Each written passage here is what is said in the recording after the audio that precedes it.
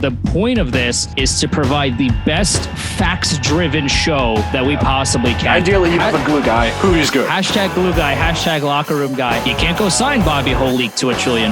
You can't do these things.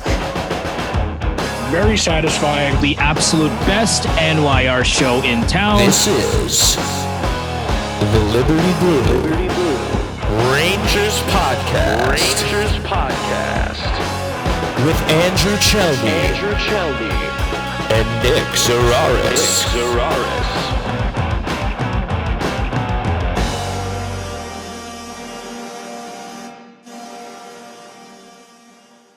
Rangers fans, welcome to the best Rangers podcast in town. I am Andrew Chelney alongside Nick Zararis, and we are Liberty Blue.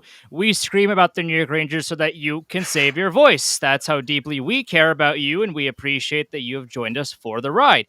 This is episode 12. Apologies for no new episode last week. Some real-life things got in the way, and we are pre-recording this because some other real-life things are preventing us from recording the show live, but we wanted to make it up to you and pre-record something for you so that you have it on Monday good to go. We will put the full video up on our YouTube, Liberty Blue Podcast, and the audio version will be available wherever you get your podcasts as well. Search Liberty Blue on your favorite podcast platform, and it should be there. At Liberty Blue Pod on Twitter and Instagram. I am at Chelney Andrew, Chelney Andrew, and Nick Zararis, Nickzararis, are our personal handles to follow as well. Nick, what have you cooked up for us today? Well, the NFL does this every single offseason right before the preseason starts to kind of get people talking about football again, where they do a top 100 list. They go around the league, they do a survey of the players in the league, they do a straw poll basically, and they gather enough data to release a top 100 players list where they'll do some highlights, they'll do some personal testimonials about what it's like to play against this person, that kind of person. And because the NHL does not utilize NHL Network the same way the NFL utilizes NFL Network, we are going to do a better job of what NHL.com does every couple of weeks to just garner interactions on social, where they will do a top 20 centers, a top 20 forwards, a top 20 goalies, etc., just to kind of gather information. There's no explanations or anything. It's just a list, no criteria, these are the best valued players, these are the best players. It's just, these are the players and the positions they play in an order where it's not explained who picks the order. It's not explained what order they're specifically in terms of, whether it's value, whether it's production. So we're going to try our best to do a scaled down version of that with just the top 20 players in the NHL, regardless of position. And yes, regardless of position, this is something Andrew brought up when I pitched this idea for the episode. Well, how do you compare a defenseman to a goalie, a forward to a defenseman, etc.? And that's where the interesting part of this comes into play, and the criteria you're choosing to use to evaluate this comes into play. And I think it's a part of this conversation that gets overlooked sometimes because, yes, there is a clear-cut pecking order in everybody's mind in terms of what position is most valuable, what type of things you want from that position, but what exactly are those things? That will vary from person to person, and Andrew and I have pretty similar lists. There's significant overlap, 15 players in common from our lists, and then 5 each that aren't on each other's lists. So reasonably understanding that, differences of opinion, slightly different values. You're going to see people very differently rated. I have somebody ranked third that Andrew has in the teens. I have somebody ranked 7th that Andrew doesn't have ranked at all. So we're going to get into this. We'll go back and forth where we'll each do our lists in order. We have a nice little slideshow put together. I get to feel like I was in high school again, making slideshows. That was fun. Just a little bit of visuals. I wrote one sentence each for all the guys on my list, and Andrew will explain a little bit. I'll explain a little bit. We can push back and forth, ask each other questions, give this kind of a not quite an open-ended forum feel, because there's obviously only 2 of us, but more of a conversational type deal, like 2 guys just sitting down at dinner or whatever to talk about this kind of thing, because it's the middle of August and there's no hockey news. So we had to get creative today. I mean, okay, Kulikov got traded today, so I guess that's news for future considerations. Yeah, but when you brought this idea up to me, like you said, I didn't know how to go about listing it, and I spent and I spent a lot of time today I and spent like 2 and hours. I spent like yesterday. 2 hours Yeah, total putting it together. we spent a good amount of time kind of just figuring out, okay, like, not, this isn't a list of just who we think are the best players. To me, and I think like our list varies based on our own individual kind of thought process of, Yeah. okay, who are the 20 best players in the NHL, by extension the world, at what they do. It's positionless, which makes it so much harder, because how can you like the argument of, oh well, Cale Makar is better than Nathan McKinnon. That argument is very difficult to create, because they play different positions. They're tasked to do different things. But what Nate and I have Nate, oh my, I'm losing my mind. If You're what hanging out Nick with the Nate what dog? You what got what invited to the parade in Cole Harbor? what Nick and I have done is create something that we feel is maybe not definitive, but a good indication of if you had to pick your top 20, for throw positions out the window, who are the 20 players that you are taking to make the top of that list? And we tried our best. Now, listen, it's very difficult. Like I said earlier, it was very difficult to be like, oh, well, Cale Makar is here, but he's like higher than, some forward, because of that. Like, it's very difficult, but we tried our best. Okay, so what were before we get into the actual lists, we'll do a few minutes on this. What were your criteria for selecting players in the order you tried to do it? Talk me through your thought process for your rankings. So it was a combination of a few different things. If it's a forward, I kind of looked at how they play a two-way game, because hockey is a two-way game no matter how you look at it. There's I guess such a thing as a two-way player, which is what Patrice like if you look up a two-way player in the dictionary, you see a picture of Patrice Bergeron. But hockey is not just about offense. So I picked players, at least in the top, the very very top echelon of players. If there are forwards that were very good at both ends of the ice, because if you're an offensive phenom but you cannot defend a lawn chair, then you are not an overall top 5 player, to me anyway, because we're looking at the whole picture.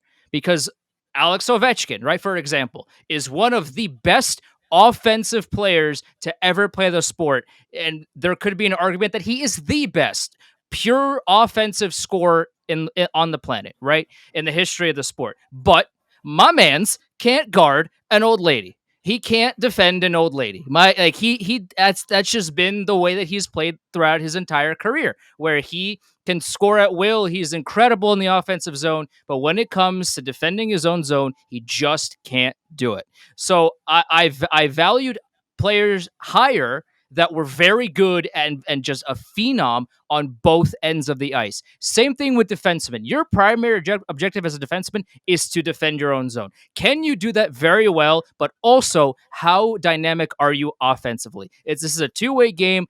If you're one of the best stay-at-home defensemen, that's one thing. But if you can shut down line after line after top line of whoever you're playing, while also scoring 3 points in the power play and putting up all these sick passes and all these breakout, all these things, that's what separates me. That's what separates you from other defensemen and puts you in my top 20. And for goalies, I think I only put 2 on there, and then the two, I think They're obvious. the two obvious ones. I mean, they are the best of their sport. They are, if you're in a game 7, which 2 goalies are you, like, which two, if you had to pick 2 goalies to trot on the ice, who would you want?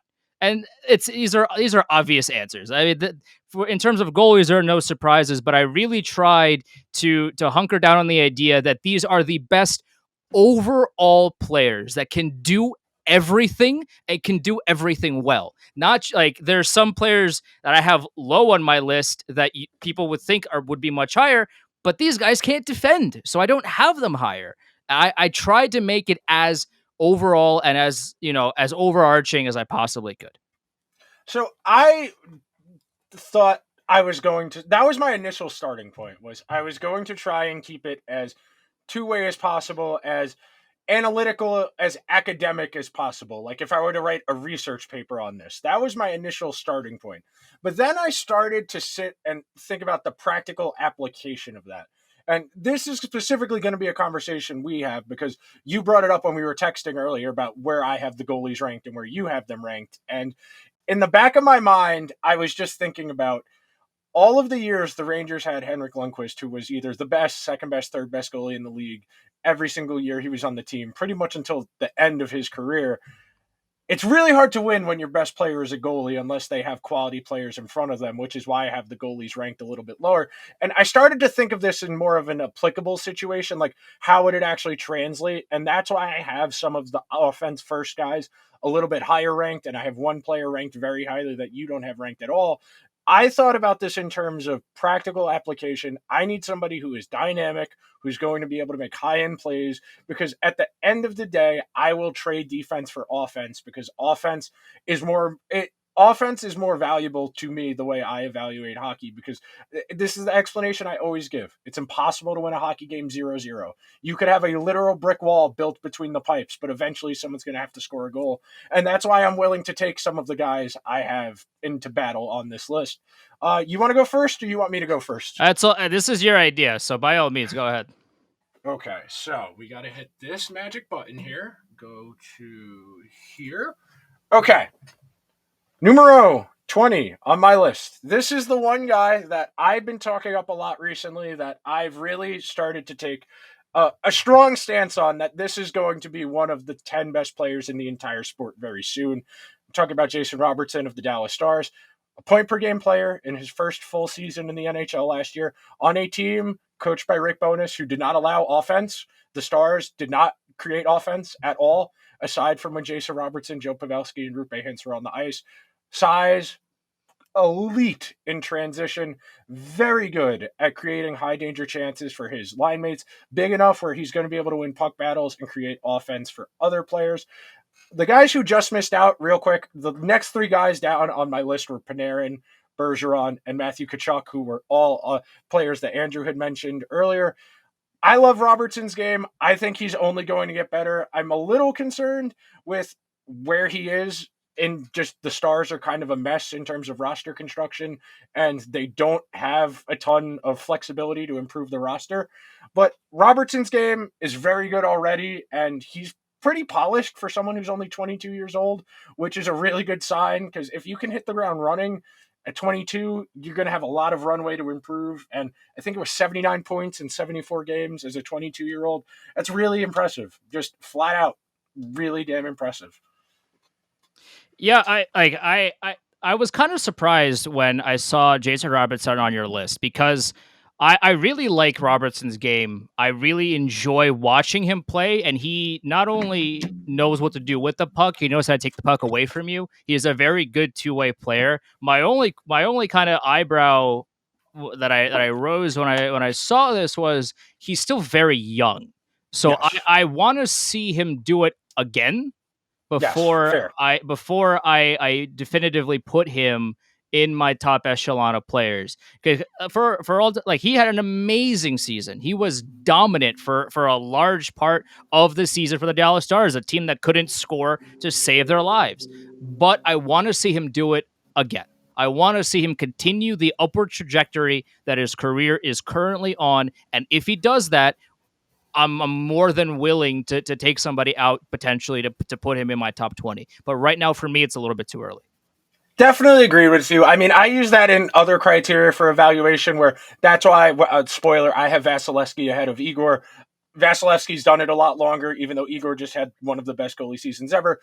For this situation, I wanted to go a little bit off the beaten path because I'm a very big fan of Robertson's game, and he doesn't get his flowers enough as somebody on a small market team in terms of NHL standards. So next up, is it going to load fast? Thank you. Okay, Roman Josi, 96 points as a defenseman on a team that could not create offense at all. His defense is not as good as it used to be. When the Predators made the Stanley Cup final, I would have argued he was probably the best two-way defenseman in hockey. Now, a little bit more offense-centric because that's what the team needs from him. One of the best passers, one of the best breakout passers from the back end. Really good skater, not as good as he used to be, still a plus skater, plays a very important role on his team. There's not really an argument. I mean, I feel like he's got to be in your discussion for top 4 or 5 defensemen in the league. We both have him. You have him ranked higher than I do, but Yossi's one of the best defensemen in the game. He used to be a lot better, and he's still this good, so I think that's a testament to just how good he is. Yeah, and we might have to speed this a little bit because No, I know. if we do a back and forth on this, we this might be the longest episode we've ever done. But yeah, for Roman Josi, I mean, I have him higher. I think I value his defense more than you do. I think Yeah. even though his foot speed might not be at the elite super, like the absolute top of the top that he was during the Cup final run, I still think he's more than quick enough. I think his foundation is so solid. He is so dependable. He is one of the best to do it right now in the sport of hockey. So I think 19 is low for me. That's fair. So I think the efficient way we can do this is talking about the ones where there's a huge gap and then guys who aren't ranked on each other. So Sure. I think that's the efficient process for this. So next up, the best player of the modern era. Yep. I mean, Sid, year 17 last year, most important player on their team. If he's healthy, the Rangers are out in the first round in 5. He was absolutely filleting the Rangers alive. We both have him. There's nothing else to say. He the evolution, I have it here on the little card. The evolution from just the best player in the sport to saying, okay, I'm just going to be the best grinder in the sport and win every single loose puck battle because I have a huge ass and I can box everybody out. It's an amazing thing to recognize that evolution. That's an important part of being a superstar player, is to keep evolving. And if he was younger, he'd be higher in our list. Yes, but he's just 100%. getting up there in age, so it's tough to put him in the top 10, for example, when you've been through so many injuries and you're not 27 anymore, and we still have him in our top 20, but he's just he's getting older, and we have to put younger people up top. Yeah, for sure. We both got him. He's one of those guys. You can't ignore Sid. All right, so this is where we can have a junction point because you have Igor significantly higher than I do. Igor, best goalie season in 7 years, best goalie season of the stat tracking era, in the discussion for best single season stretch ever in the modern NHL. I got to see it from him a little bit longer, like we just talked about with Jason Robertson. I got to see him do it for more than just one season. He could just be, the 8th or 9th best goalie in the league as opposed to the best goalie in the league. So for now, sample size docks him a little bit. And then, again, like we just talked about before, it's really hard for a goalie to win a game by themselves. You can have a really good team in front of them, but they can't score too. And Igor's tried. Igor will try to score. He has tried, that's right. He will try to help his own cause, but eventually somebody else is going to have to score for him. And that's the reason I have the goalies as low as I do, is eventually you're going to need someone else aside from them to help you out in these kinds of situations. This is where we disagreed pretty heavily on, because for me, again, like, we are looking at things from an overall overarching talent point of view. And if you're in a game 7 and you have Igor Shesterkin or Vasilevsky in net, you are way more comfortable taking chances or pinching in on the blue line or doing things that generate more offense, because if the puck goes the other way, that you have one of, if not the best goalies on the planet there behind in between the pipes, ready to stop whatever comes his way. And I think that's one of our biggest differences here for these lists, is I have Vasilevsky and Shesterkin a lot higher than you do, because in terms of in terms of just sheer talent, like, you don't want anybody other than Vasilevsky and Shesterkin in net for you in a game 7 third period tie game, or you're up by a goal or down a goal, whatever. You want those two in net, and that to me is very important, because as we've seen in Edmonton, where Connor McDavid can score 15 goals in a game and the Oilers still lose because Mikko Koskinen and Mike Smith are really bad. So, like, to me, like if they had Shesterkin or Vasilevsky in net, like they'd be back-to-back Cup champions. Like that's how big of a difference goaltending is. And yes, while goaltending in and of itself cannot win you hockey games, it sure as hell can lose you hockey games. And we saw that in Edmonton. We saw that in Calgary as well, strangely enough, against Edmonton, where Jacob Markstrom all of a sudden forgot how to play hockey and let up every shot that came his way. If they had Vasilevsky or Shesterkin in net, they would be in the Cup final. Probably. Like it was. I mean, Colorado was a different beast in and of itself, but like Edmonton is a scary team with both of those, with either of those two in net, and to me, they're so much better than any of their competition. They're so much like they're I like to me like. I have them much higher on my list because of just how good they are, and they're the two best in the sport. So I would have them higher than you do. We'll circle back around to this, and we'll talk about goalies more when we get to your playlist, your slideshow too. 16 Pasternak, best right-handed shot in the game after Ovechkin. He is the evolutionary Ovechkin. He's the 100th percentile of one-timers, of power play. I would say he's in that tier of pure sniper with Ovechkin now, the state Ovechkin's at 35, 36 years old. One of the best pure shots in the league. He's going to have a really hard time this year with no Marchand opposite him. The Bruins are going to be a very interesting team to watch, but he's one of the most dynamic shooters in the sport. He's a pretty good playmaker on top of that. Really good in transition. Not the best passer, not amazing defensively, but his offense is so good, it doesn't really matter. Yeah, I had him pretty much in the same kind of range where he's so good offensively. His defense is okay. It's fine.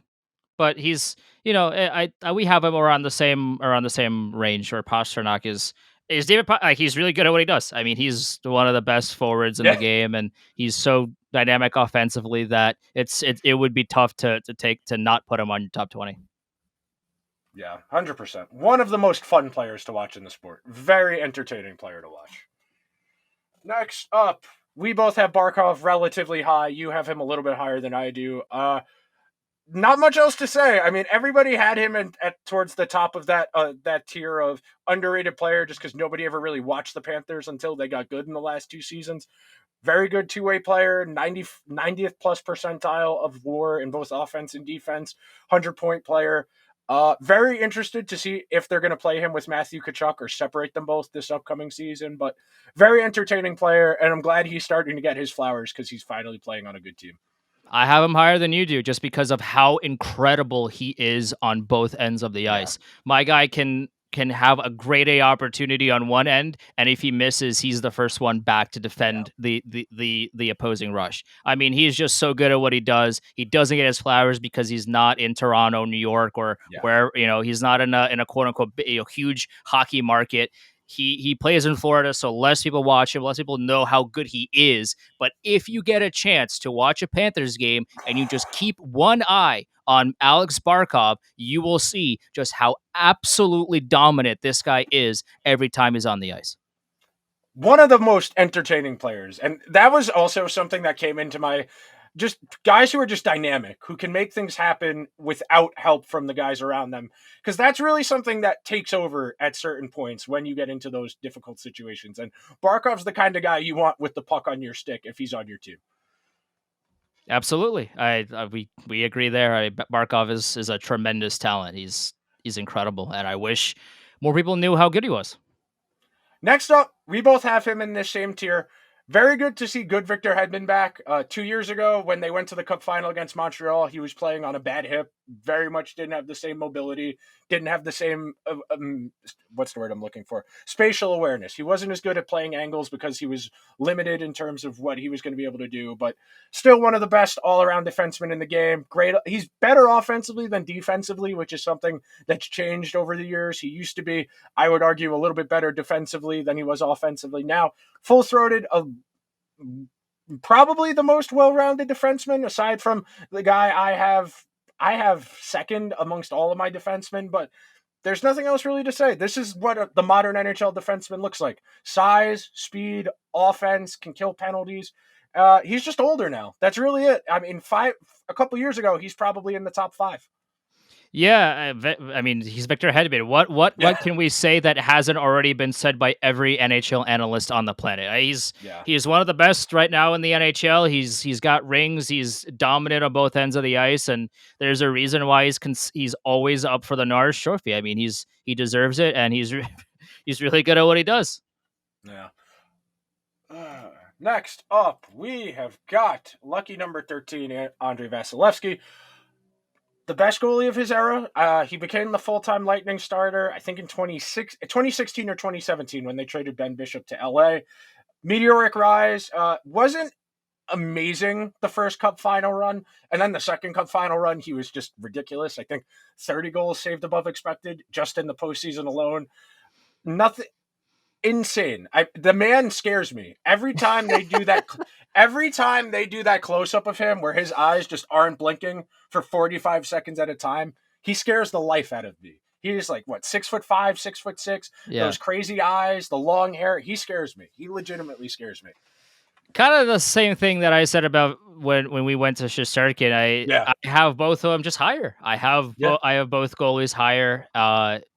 They are one of the 3 positions that are on the ice at all times. The goalie never leaves the ice. I mean, unless there's a delayed penalty, but let's not split hairs. He's on the ice all the time. Yes. And you want the best of the best to be on the ice at all times. And that is Vasi and Shesterkin to me. So that I have both of them a little bit higher.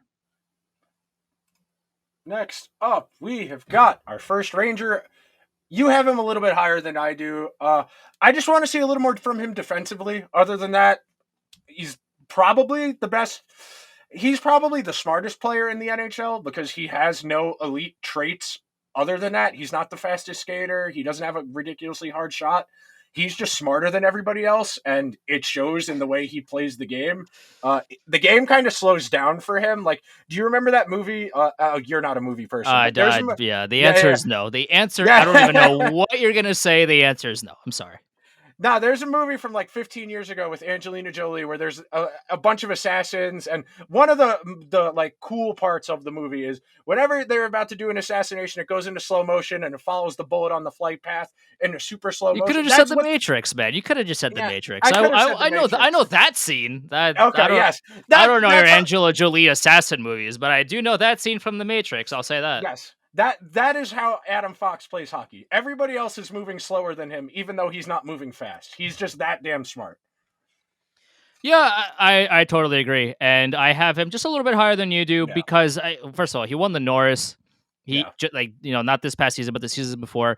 Yeah, his defense wasn't as astronomically good as it was during his Norris season, but it was still good. It's still incredible. And the things that he does with the puck, without the puck, just the more you watch him play, the more you're just in awe of the things that he could do. Like just the passes off the boards to himself to evade somebody that's coming at him. Just like little things that I don't see other players do. Yes. He's so comfortable with the puck at all times. He makes the pass that otherwise would never have been made, would never have connected, would never have even been thought of.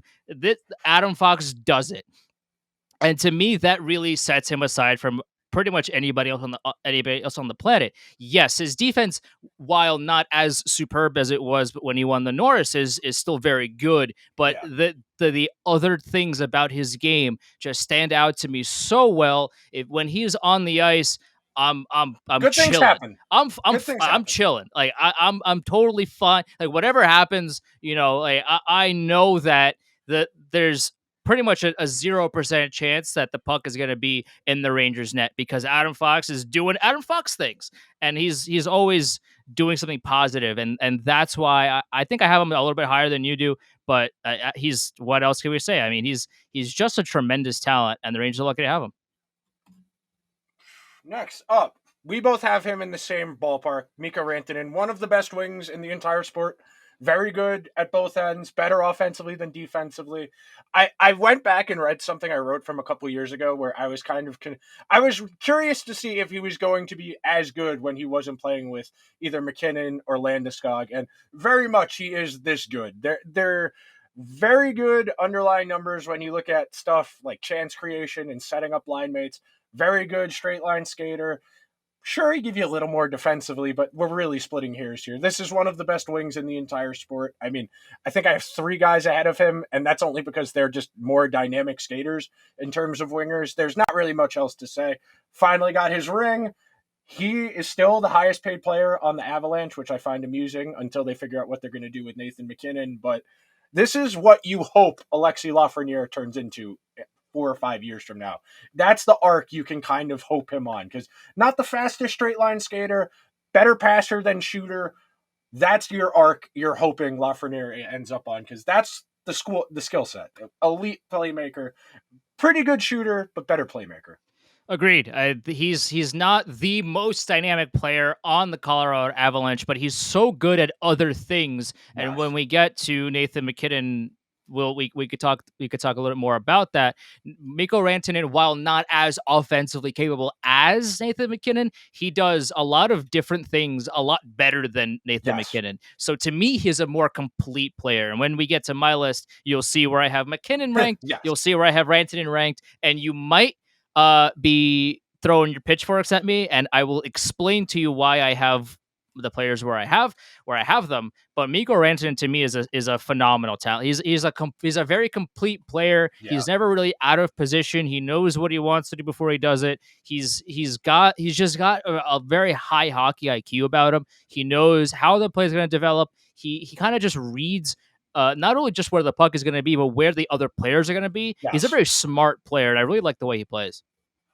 Very fun player to watch. That Finland team, if we ever get a World Cup of hockey, is going to be very entertaining. Next up, McAvoy. Yes, I have the guy who hasn't won a Norris ahead of Adam Fox. I think McAvoy is the most complete defenseman in the sport. He's 99th percentile in defense, 99th percentile in offense. If the Bruins actually let him quarterback the power play, he would have the counting stats to be in the Norris consideration, but they usually have Pasternak in that spot running the point, so he doesn't get the gaudy counting stats. But this is the best defenseman in hockey to me. Some people will say Jacob Slavin. Some people will say Victor Hedman. McAvoy's always in the right spot. He plays in every situation. He usually is second power play, first penalty kill, and he's been saddled with some pretty bad partners the last couple of seasons because the Bruins have been so injury depleted. But one of the most entertaining players to watch. Watching him work the blue line when they have the puck in the offensive zone is a treat. It sucks that we can't facilitate him and Adam Fox being on the same hockey team again like they were when they were little kids, but we will cope. I love Charlie McAvoy. I have him very high on my list as well. I love the way he plays. I love everything about his game, his hockey IQ, his game sense. We pretty much, I think I have him maybe just a slightly higher. Yes. But he's a phenomenal player, and yeah, I see where you're coming from in terms of putting him above Fox. I mean, like these numbers are so marginal, right? Like Yes. who's number 10, who's number 12, or like they're in the top 20, and really that's kind of what matters here. Like Yes. these are the top of the top of the top, the absolute best players in the league, and Charlie McAvoy is one of them 100%. Beautiful. Number 9, you have this guy higher. I understand the Leafs fans and Toronto media need a whipping boy. I really do understand that somebody's got to wear it for the Leafs not winning a playoff series. And because he doesn't have as many points as Austin Matthews, it usually falls on Marner. Marner's one of the most complete players in the sport. He's 100th percentile of offense, 93rd, 94th percentile of defense. Amazing playmaker, very good passer, better passer than scorer. They're going to have him babysit John Tavares more than likely going forward because John Tavares can't really be as dynamic as he used to be. Marner's one of my favorite players in the entire sport. I would have put him higher, but because of the few guys I have ahead of him, I'll explain why I have them ahead of him. But one of my favorite players in the entire sport. I love Mitch Marner. Maple Leafs fans and media that hate on Mitch Marner don't understand what they're watching. It baffles me. It absolutely baffles me that there's a good portion of Leafs media and Leafs fans that don't appreciate what Mitch Marner is. He is a phenomenal two-way talent. He's a sensational player on offense, on defense, in the neutral zone. I mean, my guy does everything for you and more, and everything that you could possibly want in one hockey player, he does it for you. And yet, because of the Leafs' total inability to win playoff games, it's Mitch Marner's fault. That doesn't make any sense to me. And yeah, I mean, the argument that like from Leafs fans and media is that like, oh well, Mitch Marner should have more points in the playoffs and he should be doing all these things and all that. Okay, but like, I get that.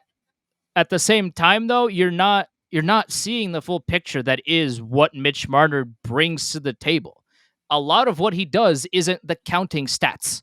Yeah, you because he gets paid a lot of money, you expect him to put up 100,000 points a game. But He if still you gets you 85, 90 right, points. I he mean, I gets don't know what we're yeah, arguing about here. he He's gets one you of so many points, and he's yeah. so good at so many other things, and yet because it's Toronto, they hate him. I don't get it.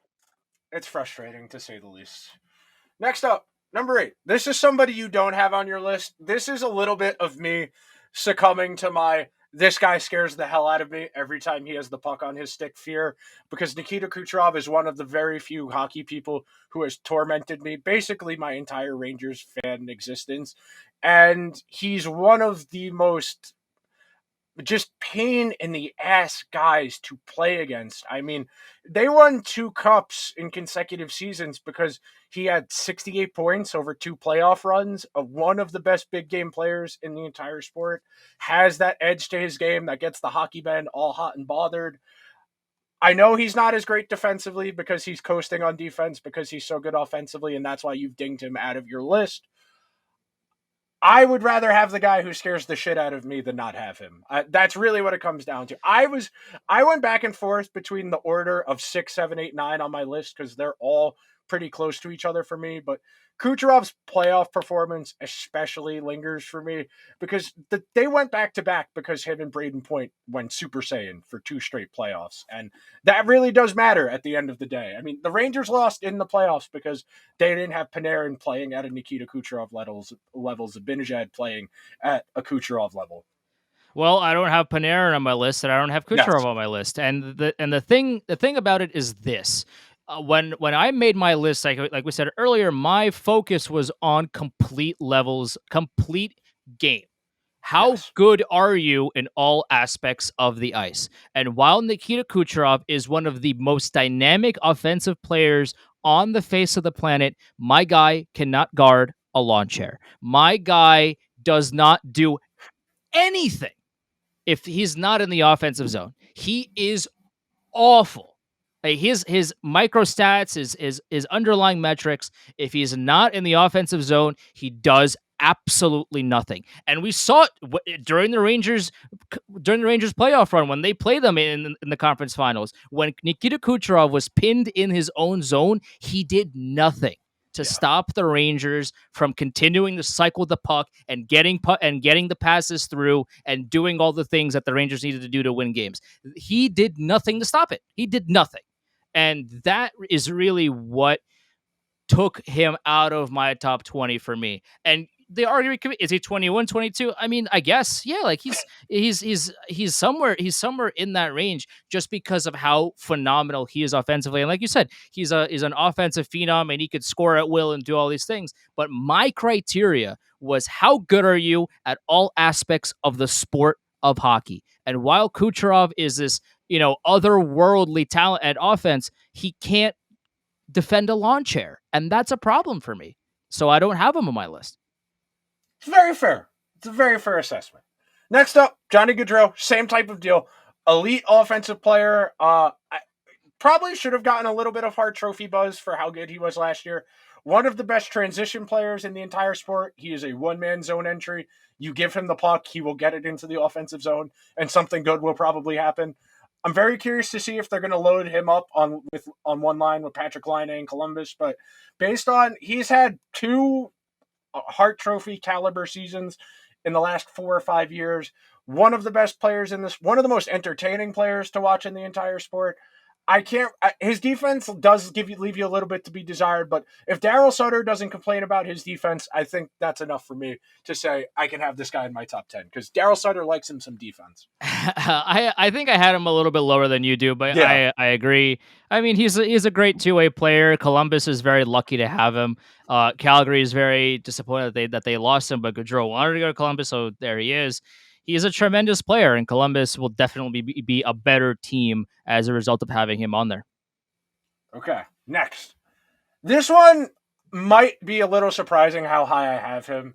Kaprizov has single-handedly made the Wild a relevant playoff team because of how much he's elevated the games of mid-30s Matt Zuccarello and what he did with Kevin Fiala last year. And Kevin Fiala got massively paid based on how their first line played last year. This is the most dynamic skater in the league that isn't Connor McDavid or Nathan McKinnon to me. The Wild will have zone entries where they will just have Kaprizov skate the perimeter of the offensive zone with the puck and go around everybody because he's that good of a skater until a play develops. This is one of the most dynamic players I've ever seen play hockey, and it's a good thing the Wild have him because they don't have cap space to get any other good players. He's a phenomenal talent. I know I've thrown the word around phenomenal a lot, but this is the 20 best players in the Yes, NHL. So all yes, of them are going to be phenomenal. But I think I have him a little bit lower only because I want to see him do it more. Just say kind of the yes. same thing with Nick Robinson, but Kirill Fair. Kaprizov. I was also battling within, and if you were looking at my list as I was making it, I was kind of shuffling him around a few Yeah, different places as I was doing it because I didn't really know where to put him because he dominated in Russia, then came here and dominated here. So while he hasn't been in the NHL for 20 years, he has dominated at home and he's dominated it here. And last season he was one of the most dominant players in the sport. He did everything the Wild possibly needed. He did he I want to know how his back feels because he carried the whole team the entire season. I mean, my guy's got back problems after what he did. He was a sensational talent, and ultimately, I was moving him around, and I don't think I have him quite as high as you do, but I have him pretty high as well. He's great. I love Kirill Kaprizov. all right, we're getting into the rarefied air now. At number 5, I have Cale Makar. You have him higher because I succumb to the offense do good theory, and we're going to talk about that in a minute because that's really the biggest difference in our lists is how much I value offense versus you do. Makar's coming off of the best defenseman season of the modern NHL era. Won the Norris, just basically gives the Avalanche a fourth forward and a fourth forward who skates at a high enough level that you don't really have to worry about him defensively, even though he's freelancing on offense the entire time. His ability to get into the play no matter what with just pure foot speed, his vision, his point totals are off the charts. It's really hard. Like if you were making a creative player in NHL, in EA Sports' NHL franchise that played defense, you would make Cale Makar. Think about how good Erik Karlsson is on offense, and think Yes. about just if he was good at defense, this would be Yes. Cale Makar. Like he is he's a phenom. I mean, this guy I have him higher than number 5 just Yeah. because of he's literally one of a kind. You don't see this kind of player very often in the sport of hockey. He's so elite on in both ends of the ice, and as a defenseman, to not only be good enough to shut down everybody in the defensive zone, but to then get the puck and deliver the crispiest outlet pass or the crispiest the play that really drives possession in the offensive zone to create an offensive opportunity. You will not find a defenseman that does it better in today's game than Cale Makar. I love the way he plays the game of hockey. Okay, this is one of the ones you will probably want to argue about. Number 4, I have Leon Draisaitl. Yeah. The defense does leave you wanting more. This guy was a point per game player on one leg in the playoffs. That's basically all. One of the most. I think he's probably the best playmaker in the sport. McDavid is probably more dynamic of a player, but Draisaitl's ability to set up his teammates and to facilitate offense at that high level where him and McDavid are doing that thing where like they go Super Saiyan on the power play. There aren't a lot of people on the planet Earth who can pass a puck better than Leon Draisaitl. He won a Hart Trophy 2 years ago, 3 years ago, the year McDavid missed a good chunk of time with an injury. This is one of the best players in the sport to me. His defense could be a little bit better, but because him and McDavid, you end up playing together the last 5 to 8 minutes of a game if they're chasing. They're not playing a lot of defense. I will concede the defense for the sake of offense because Draisaitl is one of the best offensive players we've ever had in the NHL. Sure, but he also can't guard a lawn chair. He's another one of those players that he is so phenomenal offensively, but defensively just gives you absolutely nothing. I actually thought he was the worst defensive forward in the NHL, the worst like top 6 forward to play defense in the NHL. And then I saw Nikita Kucherov stats and thought, oh well, that answer is wrong. It's actually Nikita Kucherov. But yeah, I mean Leon Draisaitl is a great talent offensively. No one's arguing that. I don't think I have him on my list just because again, like he's so brutal offensively, and he's. I think Nikita Kucherov. While I have, Nikita Kucherov is worse at defense than Leon Draisaitl, but I think Nikita Kucherov is a better 5-on-5 talent than Leon Draisaitl, which is why I still have Kucherov on my list as opposed to Leon Draisaitl. Yeah, Leon Draisaitl can score literally at will in the power play. He's a machine when the other team is down a player, and yeah, he's still one of the best players when it comes to 5-on-5 offense. But to me, I cannot get past the defense. I cannot get past just how he doesn't do that part of the game at all. He's not a part of it. He wants no part of it. And if I'm looking at the top 20 complete players in NHL, unfortunately, Leon, for all of his offensive skills and how dynamic he is and all these things, he doesn't do anything on one half of the ice. And that bothers me. Okay, so we both have the same 1 and 2. So we'll talk about 3, and then we will go to yours. Sure. And we will keep this. I have Nathan MacKinnon at 3. A lot of people would argue at 2. You have him significantly lower. MacKinnon, when he gets into that mode where like he gets one of the mushrooms from Mario Kart, there's not a thing on planet Earth that can stop him. Where he just puts his head down, he will skate through you, he will skate around you. One of the most dynamic players we have. His combination of size and speed. He could give you a little bit more defensively, but he has the puck so often, you're willing to tolerate his poor defense. You're dinging him for defense. I completely understand that.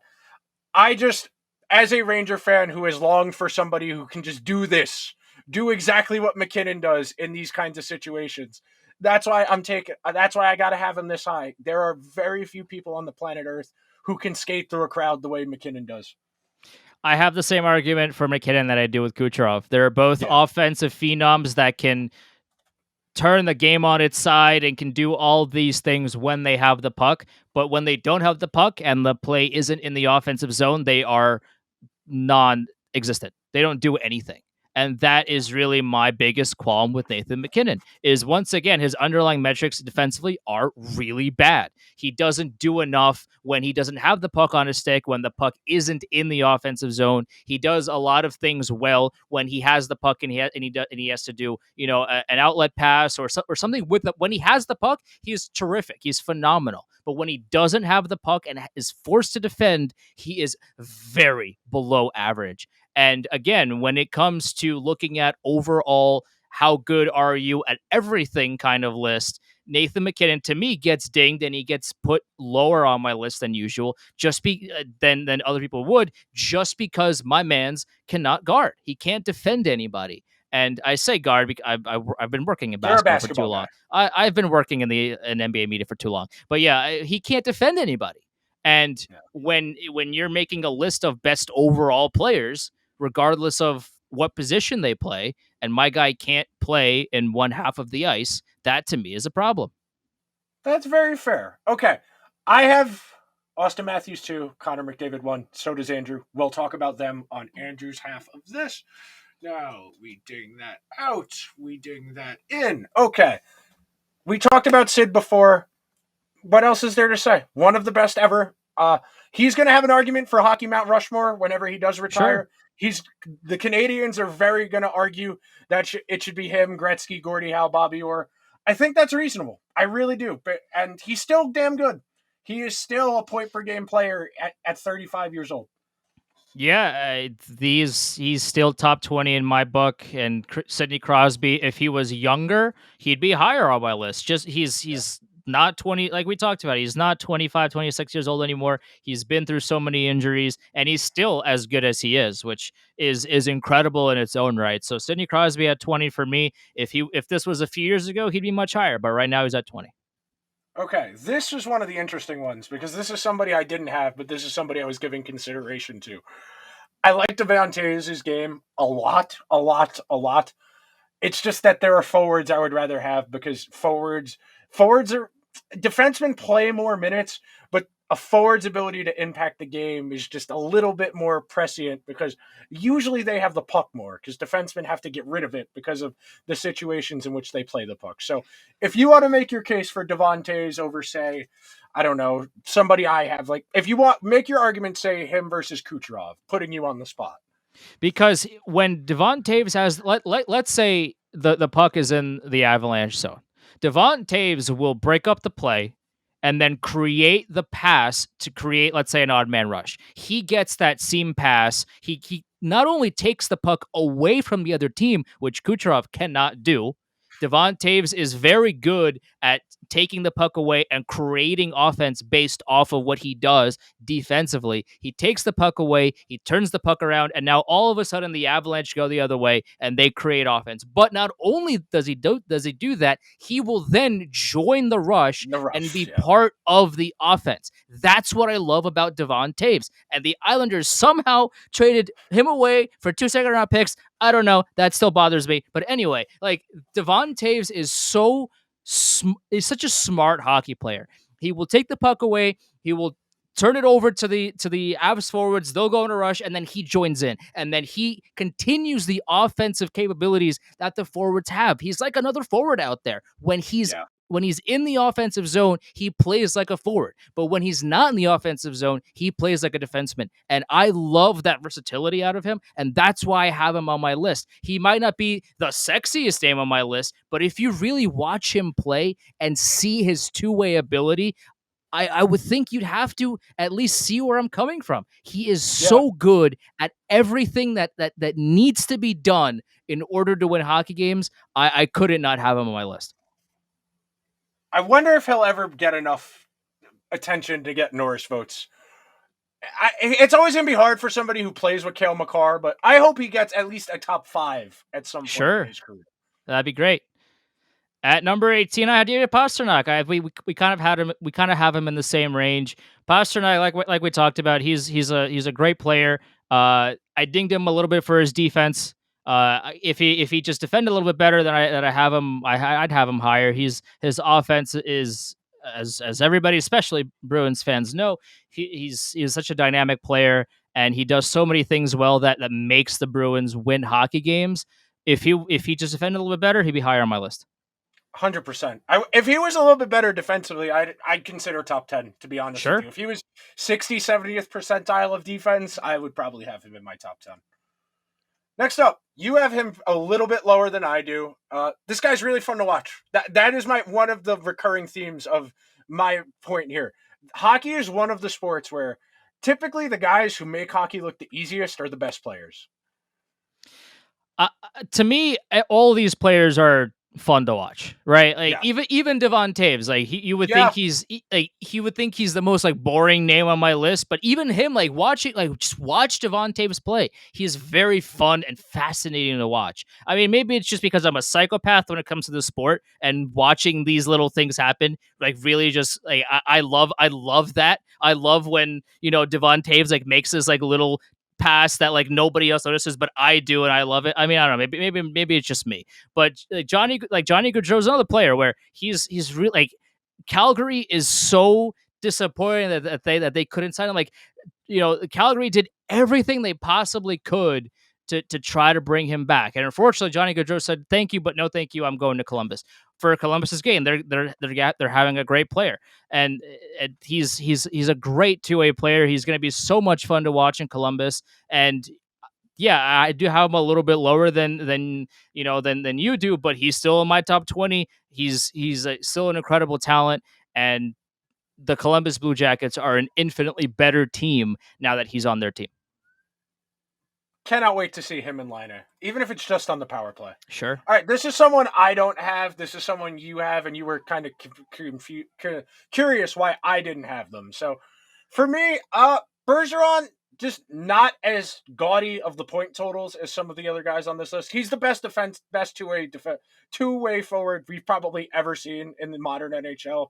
They should really hyphenate the Selke Award to the Selke Bergeron Award. I'm not kidding. He is that damn good at defense.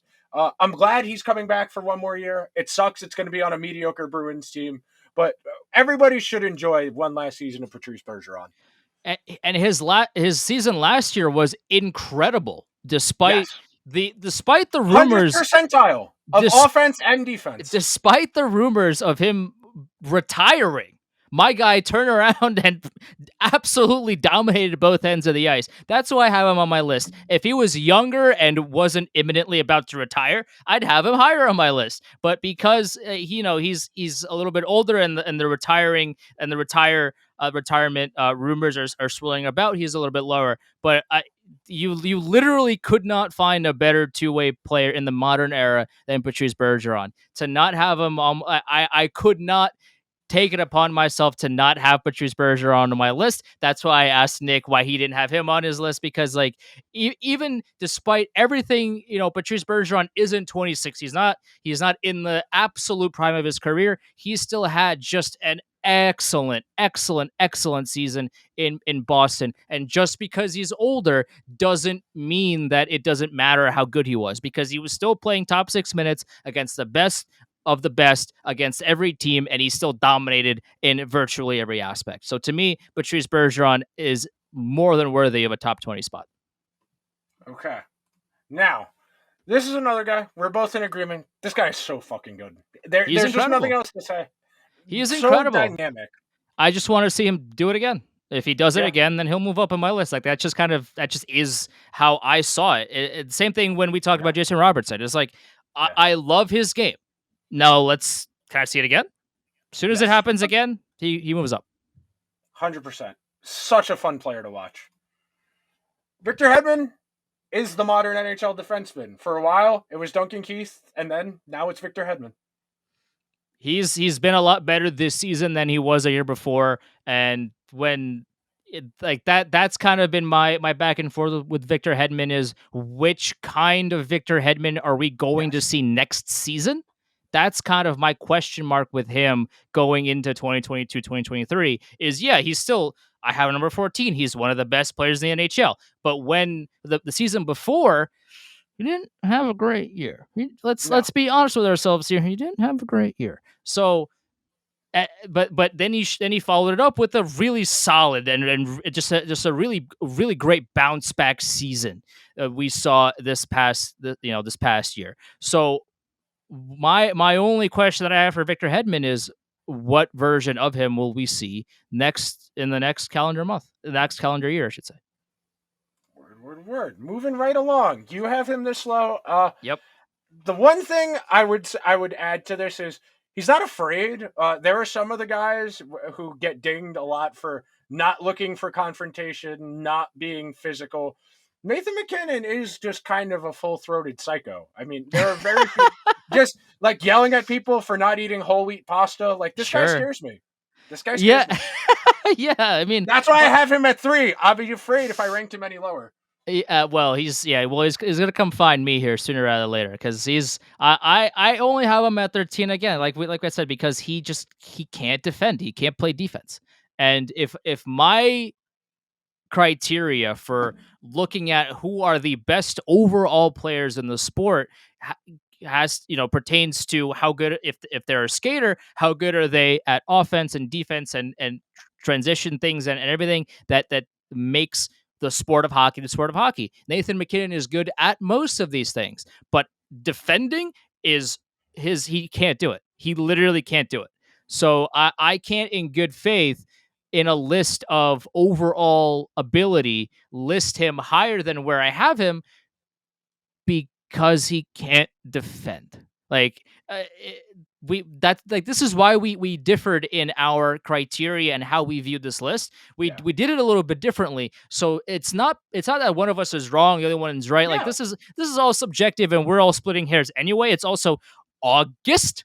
There's nothing to do, so this is what we're doing, right? Like to me, Nathan McKinnon, if he just worked on his defense, he'd be in my top 3. If my guy just worked a little bit, just a little bit on your defense, Nathan, a little bit. If you just a little bit, he'd be top 3. But he can't defend, so he's 13.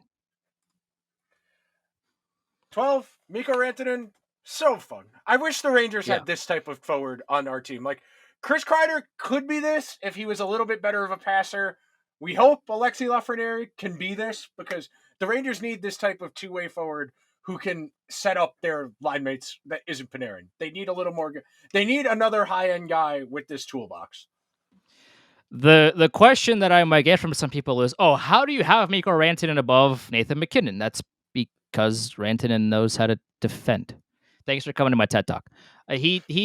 He's not as offensively dynamic as Nathan McKinnon. There's few people on the planet that are as good offensively as Nathan McKinnon. But Mikko Rantanen is just objectively a more well-rounded player. Mikko Rantanen does everything well that Nathan McKinnon cannot. Mikko Rantanen can defend, which, yay! Because Nathan McKinnon, as we discussed, absolutely cannot.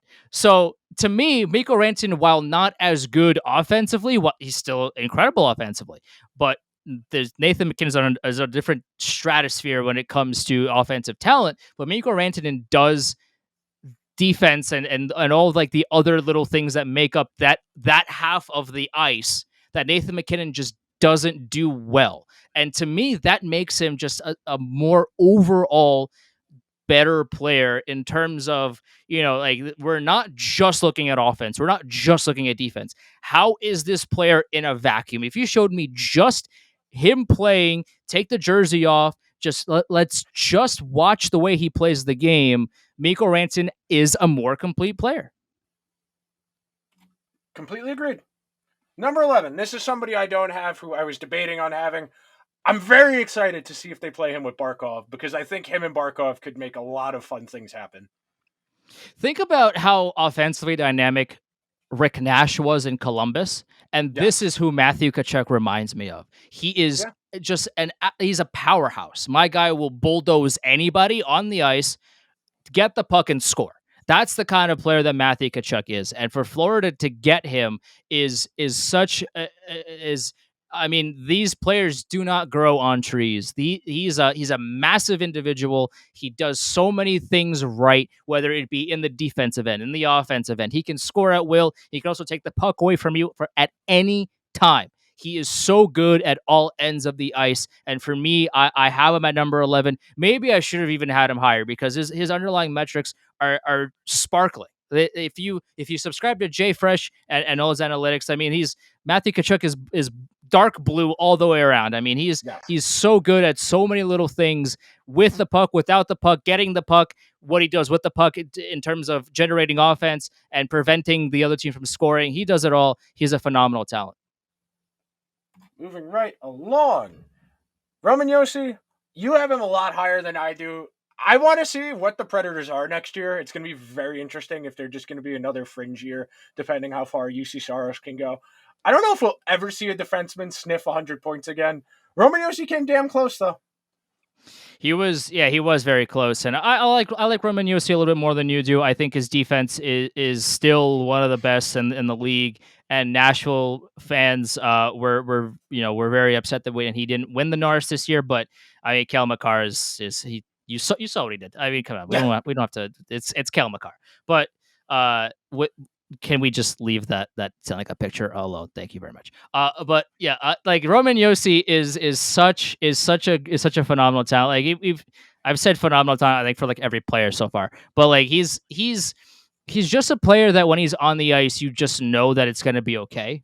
You know, like he does whenever he has the puck on his stick, you know that it's going to be okay. When he doesn't have the puck on his stick and the Preds are in the offensive zone, you know that he's going to get the puck at some point and that it's going to be okay. And then when he is defending in his own zone, you know that you can trust him more than you can trust literally anybody else on that roster tenfold.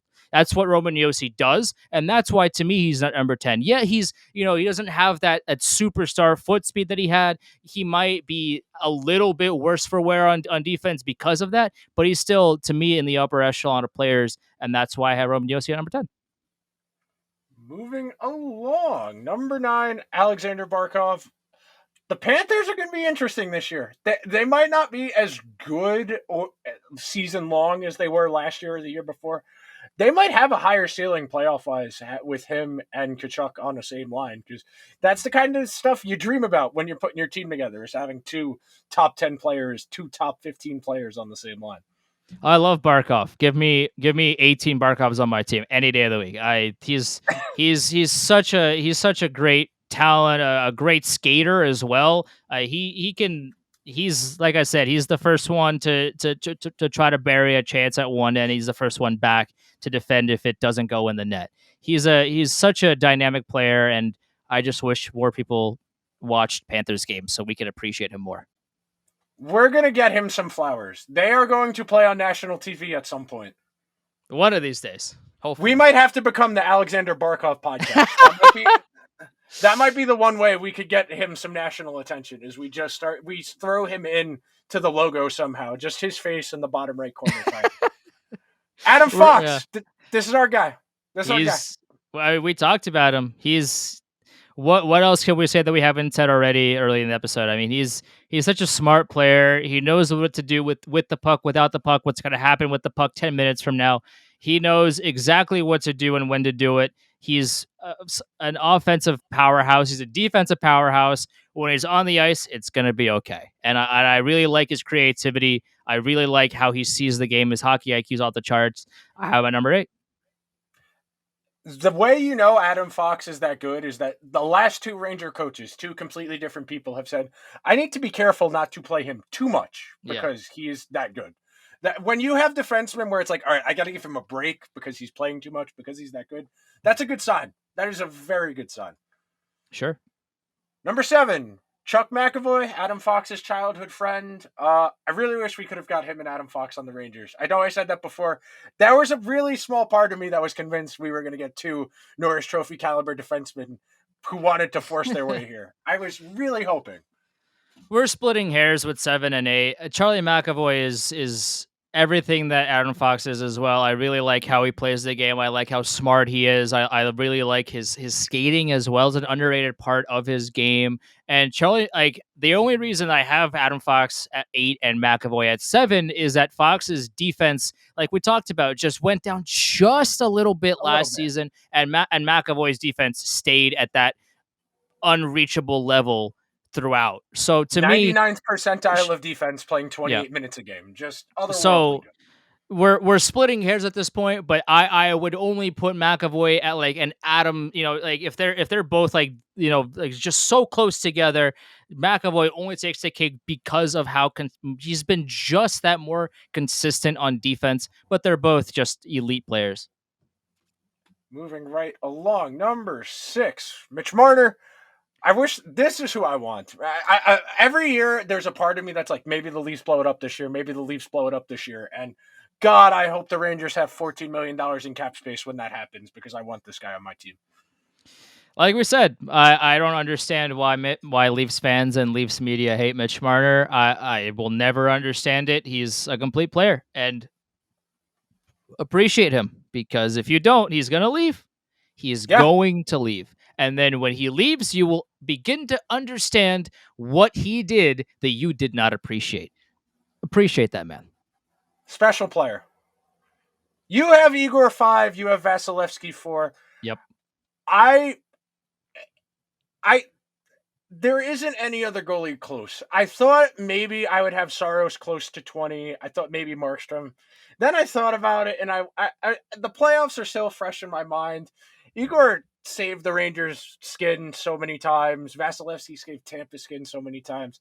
These guys are both great. It's a shame one of them's going to have to be the backup for the other one at the World Cup of Hockey, but that'll be an interesting Yeah. conversation.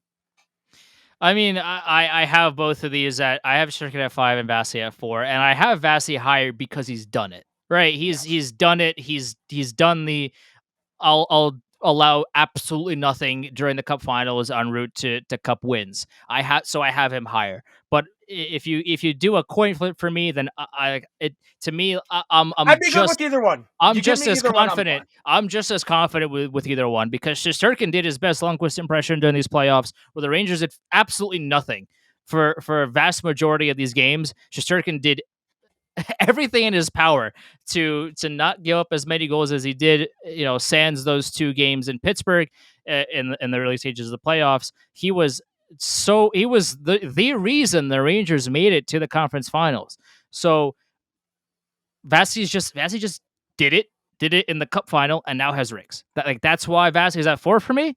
But to me, if you gave me an option of which one I'd rather have in a game 7, and I can only pick one, just give me a coin flip because I have full confidence in both of them. There are other things to worry about if those are my 2 choices.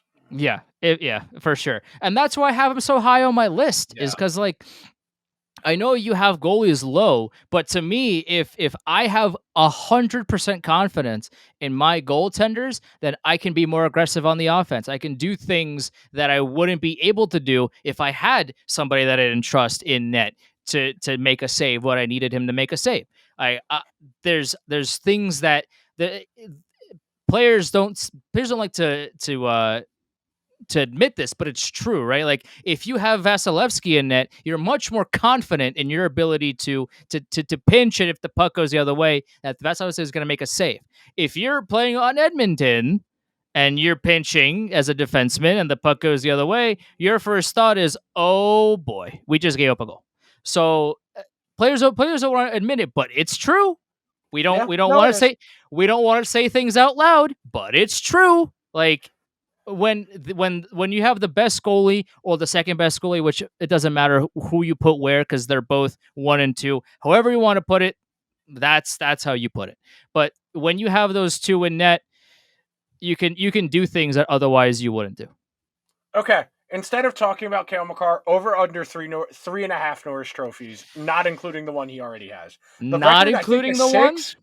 I think Lidstrom has the all-time record with 6. Do you think he gets within sniffing distance? I'm not saying more than 6. Do you think he gets to 4 or 5? Total? Dude, it's such a.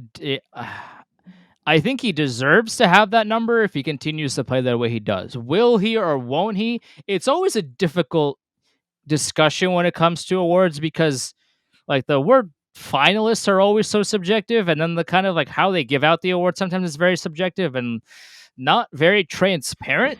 So Yes. I don't know is the best way. I'll refrain from betting and I'll just keep my money. I think like that's the best way for me to go There is about nothing at stake about here. that. This is just Yeah. conversation. I mean, just because Cale Makar, if he continues to play the way that he's been playing, he absolutely deserves all the Norrises in the world.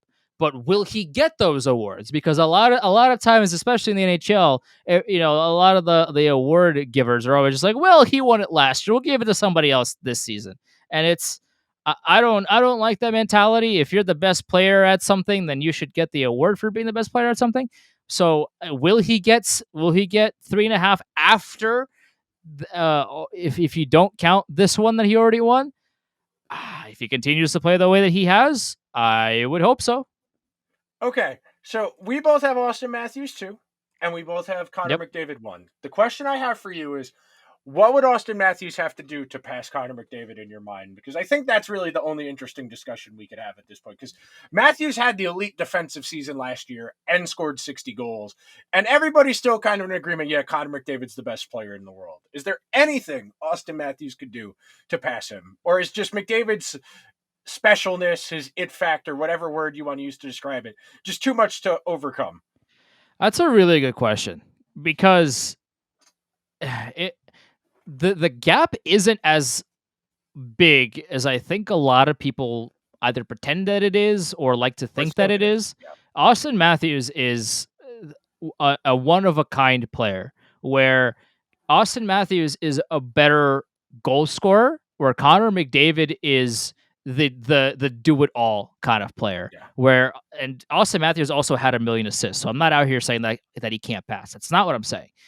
What I'm saying is Connor McDavid can literally do everything by himself and then also score 7 goals in a game. Like, that's what Connor McDavid does that Austin Matthews, like, he has done that in the past. Like, don't get me wrong. Austin Matthews he scored 4 goals in the very first game that he played in the NHL against the Ottawa Senators. And for some reason, I remember that, but I can't remember other things because that's how my brain works. But, like, I remember that 4-goal game very clearly. Like, Austin Matthews can do a lot of the same things that Connor McDavid does, but Connor McDavid just does it in a way that leaves everybody's jaw on the floor when he does it. Austin Matthews oohs and ahs fans every game as well. But the way Connor McDavid does it, I don't think I've ever seen in all of my time of watching the sport of hockey. He literally, like, he will just turn it when I think he did against the Rangers when it was like that shootout. I think it was with Georgiev in net. Which, again, why was Georgiev in net against the Edmonton Oilers? I don't know, but I'm not the head coach, so who am I to question the head coach of a National Hockey League team? But when he just turned it on and totally pantsed 4 players to score on Alex Georgiev, that he does that seemingly every night. And Austin Matthews can score goals and he gets the assist and he does so many things well, but he doesn't do it the way Connor does it. And maybe that's just being more flashy. Maybe literally the answer is because Connor McDavid is a flashier player. I don't know if that's the answer, but maybe to some people that it is. We don't, it's subjective at this point. But Connor McDavid just plays the game in a certain way that is unseen for generations. He's that kind of player that just can transcend the game. And if you ask an American hockey fan, not even a hockey fan, if you just ask an American on the street to name a couple of hockey players, I will bet you that more just people on the street know Connor McDavid more than they do Austin Matthews. I think that's a relatively safe bet. Okay, so transitioning. Okay, this episode we have recorded will be up on Monday. It will be up on all your favorite podcasting platforms. It will be up on YouTube. Be sure to be following the show on socials, Liberty Blue Pod on Twitter and Instagram, Liberty Blue Podcast on YouTube.